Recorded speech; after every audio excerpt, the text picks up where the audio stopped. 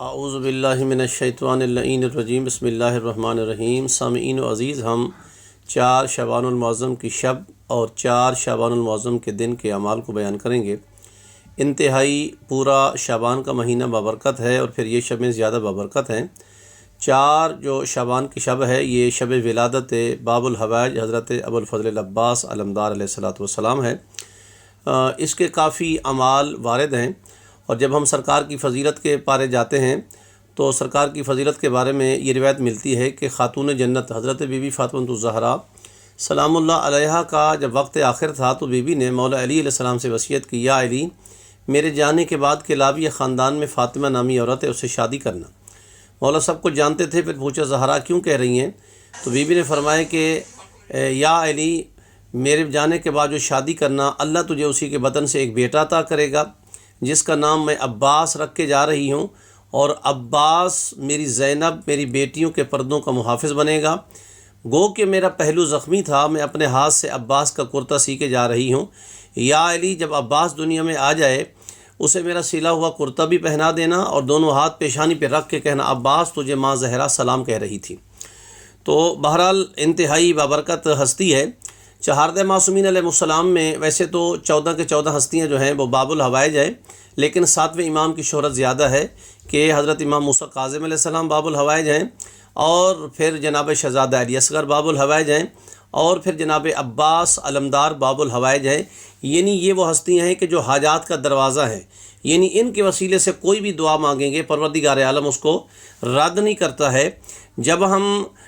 اس دن کے اعمال کے بارے میں جاتے ہیں، ان شب کے اعمال کے بارے میں، تو شب 4 شعبان المعظم اور دن 4 شعبان المعظم کے اعتبار سے 40 رکعت نماز وارد ہوئی آل محمد سے، جس میں 2 کر کے پڑھنا ہے۔ ہر رکعت میں الحمد کے بعد 25 دفعہ سورہ اخلاص یعنی سورہ قل هو اللہ احد کی تلاوت کریں،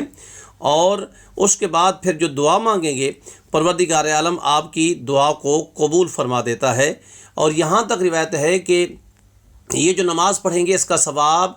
ٹریلین میں ہے، یعنی بلین میں ہے، ٹریلین میں ہے۔ اور ایک روایت میں ملتا ہے کہ 10 لاکھ سال کی عبادت کا ثواب اس انسان کے نام اعمال میں درج کیا جائے گا کہ جو یہ 40 رکعت نماز پڑھے گا، یعنی 20 نمازیں بنے گی۔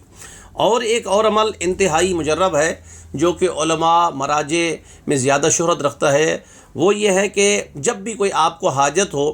آپ 2 رکعت نماز پڑھیں، اور 2 رکعت نماز پڑھ کے جناب حضرت ابوالفضل العباس علمدار علیہ السلام کو ہدیہ کریں، اور پھر ایک تسبیح پڑھیں۔ اول و آخر 133 مرتبہ درود پاک پڑھیں، اور درمیان میں یا کاشف الکرب عن وجہ الحسین اکشف کربی و کرب المؤمنین بحق اخیک الحسین، یہ جملہ 133 دفعہ پڑھیں۔ علماء فرماتے ہیں کہ اگر انسان صدق کے دل سے پڑھے تو اس کی کوئی بھی حاجت جو ہے رد نہیں ہوگی، چاہے وہ اولاد کی ہے، چاہے مال کی ہے، چاہے رزق کی ہے، چاہے کوئی خاص حاجت ہے، تو انشاءاللہ وہ ضرور پوری ہوگی۔ اور ایک اور عمل بھی کہ جو میں نے ممبر سے بھی کئی دفعہ بیان کیا ہے، محراب سے بھی بیان کیا ہے، اور آج بھی ہم ویڈیو میں بھی جاری کر رہے ہیں،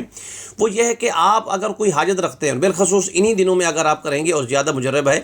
کہ کوئی حاجت ہے، یعنی رزق کے بارے میں ہے، اولاد کے بارے میں ہے، اولاد کی تعلیم کے بارے میں ہے، اولاد کے رشتوں کے بارے میں ہے،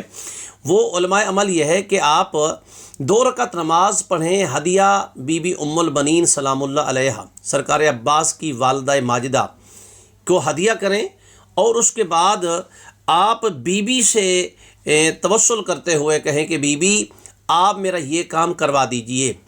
علماء فرماتے ہیں کہ جب آپ اور ہم جناب عباس سے التجا کریں گے، التماس کریں گے، تو ہماری التجا ہوگی، لیکن جب جناب ام البنین اپنے بیٹے سے کہیں گی تو ماں کا بیٹے کو حکم ہوگا، اور جب ماں کا بیٹے کو حکم ہوگا تو انشاءاللہ وہ کام ضرور بھی ضرور ہو جائے گا۔